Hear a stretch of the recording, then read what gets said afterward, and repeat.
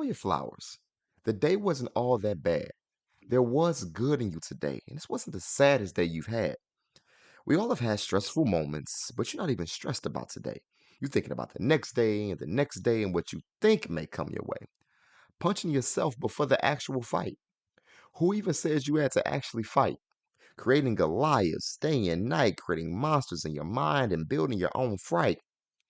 Fight the battles that's real, then assess how you feel in the moment, and soon peace, you'll behold it. Faith and patience, we must own it, and like seeds, we must grow it.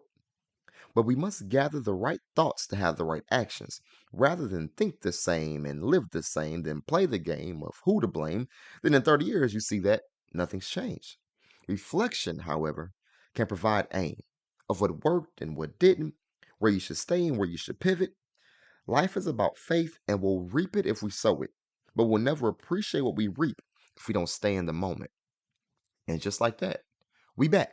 Season 2, after 2 years of the Pain to Power podcast. Again, this is your host, Justin Banks. And I got to be honest, I did not know if I would ever do this again. Didn't really have a desire or a passion for it. I had so much going on, just like you during these last 2 years, the trials of the pandemic, that forever journey of self discovery, connection, disconnection, falling down 7 times and trying to get up 8. As you can see, I've also been doing a little bit of writing. Of course, it's not perfect, but I know every action and word that I give is going to be real, it's going to be genuine, it's going to reflect my truth. I just write what my spirit says. I write what my emotions are throughout the day. I write my dreams. I write my fears. And even as crazy as this sounds, I write my tears. I hope that I've been writing words that can project energies that you can relate to.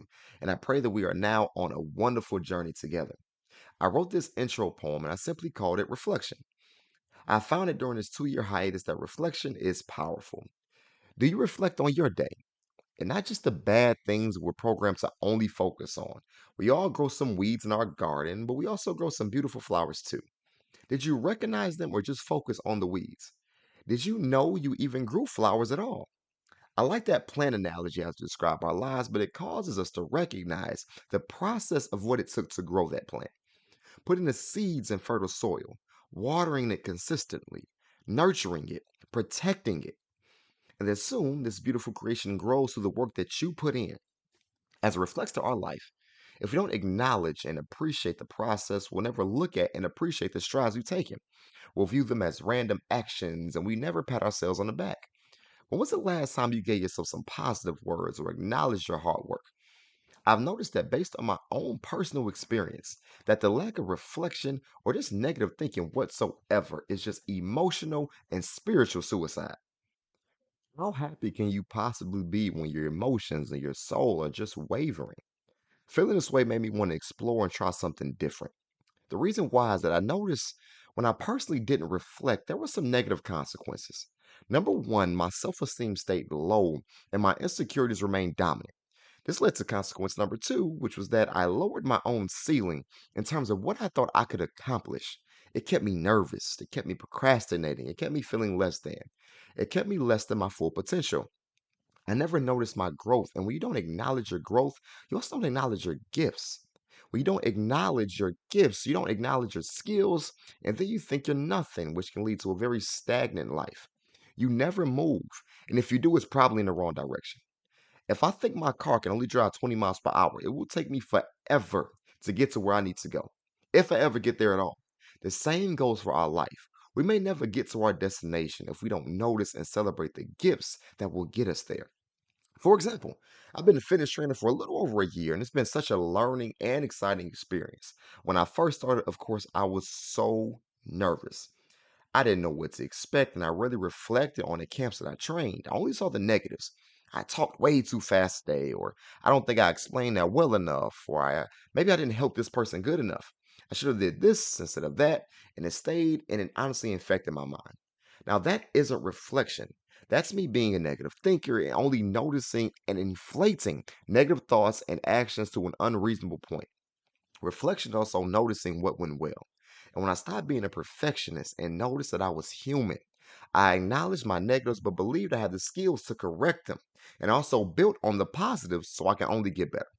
And now I can see that, okay, I talked too fast that day. Let's make sure I'm more calm and relaxed to speak clearly and precisely to my standards. get as much fitness knowledge as possible so our members get the best fitness experience that they can. Then I noticed that I actually grew some flowers that day. Did I remember the thank you that I got? Did I remember pushing someone to get an extra rep? Do I remember the smiles? It calmed me down so much more, but it also gave me more confidence, knowing I had the gifts to first correct my mistakes, but also improve at my craft daily and continue to get better. To truly reflect, we must reflect on everything. I want to give you the opportunity to do the same. What's something that's important to you? Is it your job, or maybe a relationship, your fitness journey, your self care routine? Reflect on it.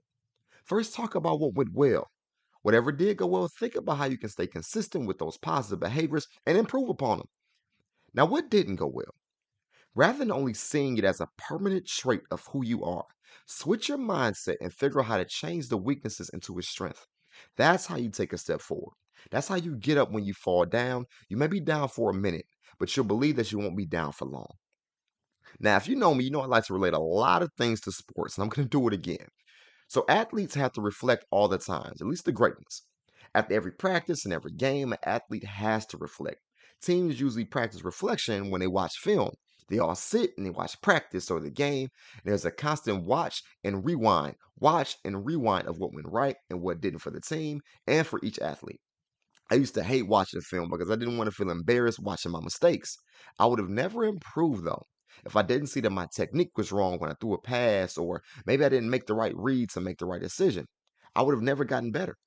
Rather than see this as an experience of embarrassment, I had to change my mindset and see it as a chance to sit down and see how I can develop. I improved so much on the football field when I did that. So now I try my best to do this now outside of sports, and I think it really helps. It's not perfect, of course, but with intentionality comes consistency and overall growth. So I know that over time I'll get better at it, and I know you can too. So I wanted to conclude with some tips from myself and some tips with some research I've done to really practice self reflection correctly. If you're going to do this at the end of the long day, your mind might be full of thoughts and it may be worn down a little bit. Clear your mind to better understand your thoughts, know what's real and what's not. A great way to do this is through meditation. You don't have to do it for a long time, and it may be difficult at first, but the more you do it, it'll provide some great rewards. Just sit and breathe, but follow your breath as you inhale and follow your breath as you exhale. Try that for a minute or two, and you'll see it's actually harder than you think. Watch how often your mind might wander or drift, but then bring yourself right back. Once you're done, your mind will be a lot clearer to think about your day. Research says that the more consistently you reflect, the happier you'll become, the more productive and less burned out will be. Isn't that what most of us are after anyway? We just need the tools to get it in the right direction. I said earlier that every word I say is real and genuine. And with that being said, I do believe in you. I don't have to know you. And if I do know you, you should already know I want the best for you. And I hope you feel the same for me. I pray that you reflect today. I pray that you love yourself today. And then I pray you do it all again tomorrow. Lord willing, I hope to have more love to share in the next episode, but I want to end with two quotes. The first is by Robert L. Rosen, and he says, self reflection entails asking yourself questions about your values, assessing your strengths and failures, thinking about your perceptions and interaction with others, and imagining where you want to take your life into the future. And that leads to our last quote, which is by Ernest Hemingway. There is nothing noble in being superior to your fellow man. True nobility is being superior to your former self. Think on that, marinate on it, and I hope it helps you. God bless you and be powerful. I'll see you in the next episode.